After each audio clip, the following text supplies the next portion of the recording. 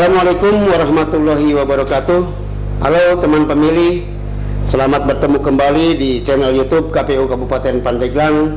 Anda bersama saya Mahmudi Ading untuk siaran kedua podcast KPU Kabupaten Pandeglang. Kita masih di acara ngupas seputar urusan pemilu. Kali ini telah hadir bersama saya anggota KPU Kabupaten Pandeglang, Pak Ahmadi. Beliau membidangi divisi teknis penyelenggaraan. Selamat siang, Pak. Selamat siang, Wah Mahmud. Sehat, Pak Ahmadi? Alhamdulillah, Pangestu. Wah Mahmud sendiri gimana kabarnya? Alhamdulillah sehat. Ceria-ceria hari ini ya? Alhamdulillah sehat. Teman pemilih, hari ini kita akan membahas tentang verifikasi keanggotaan partai politik menuju pemilu tahun 2024. Pak, ya. Pada tahapan verifikasi faktual nanti untuk tahun 2024, ya, apakah masih tetap menggunakan dasar hukum yang sama seperti pemilu-pemilu sebelumnya? Ya, untuk pemilu tahun 2024 itu masih sama ya, Wah Mahmud, menggunakan Undang-Undang 7 tahun 2017 tentang pemilu. Ini sama dengan pelaksanaan pemilu di tahun 2019 begitu ya, karena pemerintah tidak melakukan revisi undang-undang.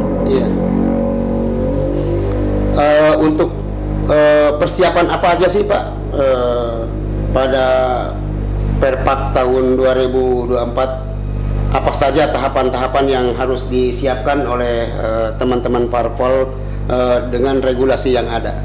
Ya, tentu partai politik sebelum KPU melakukan verifikasi begitu ya, tentu mereka juga harus daftar atau mendaftarkan ya, dan sesuai dengan waktu yang ada di rancangan PKPU verifikasi parpol, itu waktunya dari tanggal 1 sampai tanggal 7 Agustus tahun 2022 begitu ya, Wah Mahmud ya.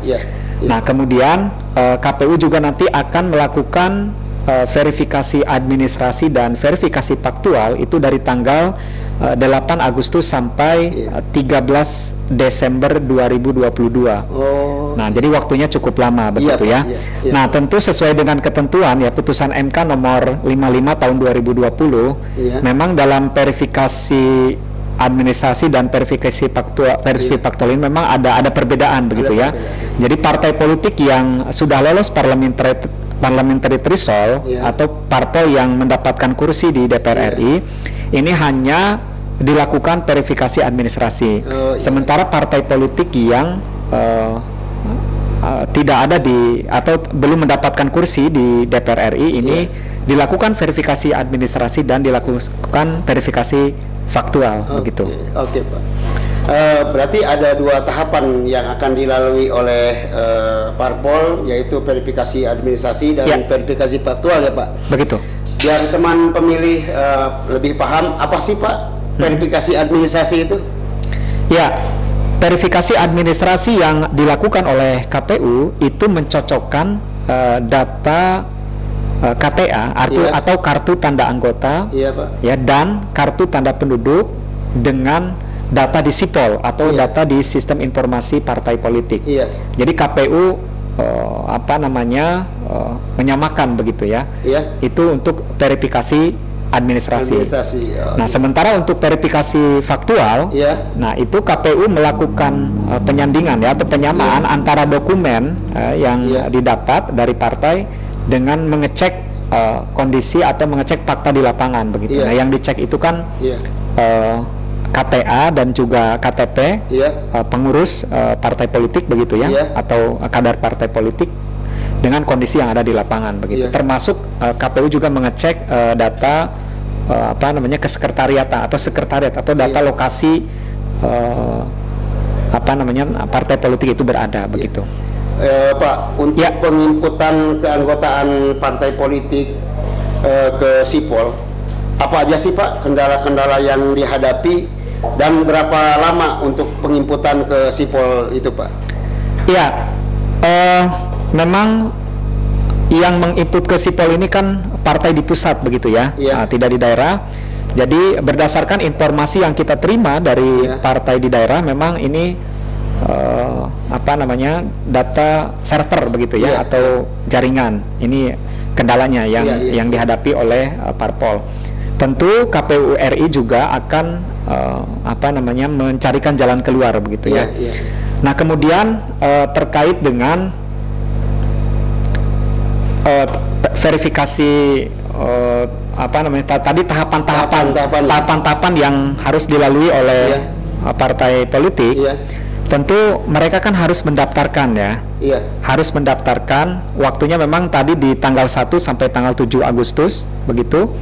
Nah, kemudian selain mendaftarkan, sebelumnya juga sesuai dengan Undang-Undang 7 tahun 2017, persyaratan partai politik itu kan tentu harus berbadan hukum ya. Harus berbadan hukum. Kemudian memiliki kepengurusan di semua provinsi di Indonesia. Kalau di Indonesia itu kan 34 provinsi, berarti dia memiliki kepengurusan di 34 provinsi. Kemudian setelah itu juga memiliki 75% kepengurusan di tingkat kabupaten kota. Nah, jadi kalau di Banten ini ada 8 kabupaten kota, tentu minimal partai itu ada di 6 6 kabupaten kota, karena 75% itu minimal. Kemudian juga memiliki kepengurusan di 50% di kecamatan. Begitu. Kalau di Pandeglang misalkan ada 35 kecamatan, berarti ada di 17,5. Nah, berarti kan dibulatkan minimal ada di 18 kecamatan begitu. Itu syarat minimal. Nah, untuk selanjutnya juga syarat kepengurusan partai politik ini juga kan menyerahkan nomor rekening nomor rekening untuk pemilu 2024 ke KPU. Untuk dana kampanye untuk dana kampanye dan lain sebagainya begitu. Begitu Pak Mahmud.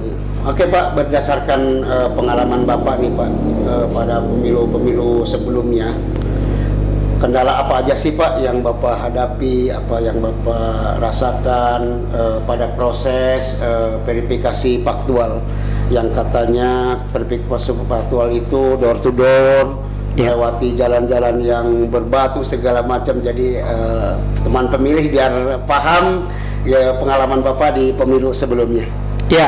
Tentu kendala ini kan ada dua, kita bagi dua ya. Pertama kendala internal, yang kedua kendala eksternal. Nah, kalau kendala internal tentu akan kita komunikasikan dengan pengurus partai politik yang akan kita perpak begitu. Jadi supaya mereka menghadirkan misalkan dan lain sebagainya. Karena kan ini kan sistemnya random nanti ya. Kemudian yang kedua faktor eksternal. Tentu faktor eksternal ini kan faktor cuaca, kemudian faktor demografi. Nah, ini tentu kalau dari kita KPU Pandeglang ini kan sedapat mungkin kita bisa melakukan perpak itu. Dan kita juga tentu memperhatikan cuaca begitu ya, karena disadari atau tidak pada bulan Agustus September itu kan tidak menutup kemungkinan turun hujan dan lain sebagainya. Oleh karena itu kendala ya Pak ya. Itu juga jadi oleh karena itu kita mempersiapkan lah apa yang harus kita siapkan ketika menghadapi hujan dan lain sebagainya. Begitu Pak Mahmud ya. Baik teman pemilih, pertanyaan terakhir untuk Pak Ahmadi. Pak, gimana sih Pak kesan dan pesan Bapak untuk teman-teman pemilih agar acara podcast Nusep ini bisa lebih bagus lagi ke depannya, seperti apa gitu Pak, saran dan itu? Tentu channel YouTube KPU Kabupaten Pandeglang ini kan bisa di-subscribe gitu begitu ya, dilihat. Kemudian diberikan saran dan masukan yang positif. Amin. Dan tentu juga teman pemilih harus artinya sekarang kan KPU itu kan sedang membuka layanan ya. Pak. Layanan misalkan lindungi hak pilihmu. Nah, silakan teman pemilih untuk membuka akses dengan menyertakan nomor NIK gitu agar bisa diketahui memilihnya dia di TPS berapa dan lain sebagainya. Karena prinsipnya KPU itu kan melayani. Nah, siapa yang dilayani? Pertama tentu yang dilayani adalah pemilih. Nah, kemudian yang kedua yang dilayani itu adalah peserta pemilu. Nah, peserta pemilu ini dalam hal ini siapa? Nah, peserta pemilu itu kan bisa partai politik, nah, bisa perseorangan. Nah, perseorangan itu kan bisa calon DPD, kemudian bisa calon presiden atau calon wakil presiden. Dan tentu kita juga akan melayani ya, karena sesuai dengan yang diharapkan oleh pimpinan kita di KPU RI. Jadi pada prinsipnya KPU di daerah itu memperlakukan yang sama antara peserta pemilu yang satu dengan peserta pemilu yang lain. Menjaga kedekatan yang sama begitu ya, bukan menjaga jarak gitu, tapi menjaga kedekatan yang sama antara peserta pemilu yang satu dengan peserta pemilu yang lain. Begitu Pak Muhammad. Baik Bapak, terima kasih sama-sama sudah bisa hadir di acara podcast KPU Kabupaten Pandeglang. Terima kasih Pak, selamat menjalankan ibadah puasa. Sama-sama Pak Mahmud. Baik teman pemilih, terima kasih banyak teman pemilih sudah menyimak acara podcast kedua KPU Kabupaten Pandeglang. Nantikan acara podcast KPU Kabupaten Pandeglang selanjutnya bersama saya Mahmud Adi Ading. Selamat siang, terima kasih. Sampai jumpa. Wassalamualaikum warahmatullahi wabarakatuh.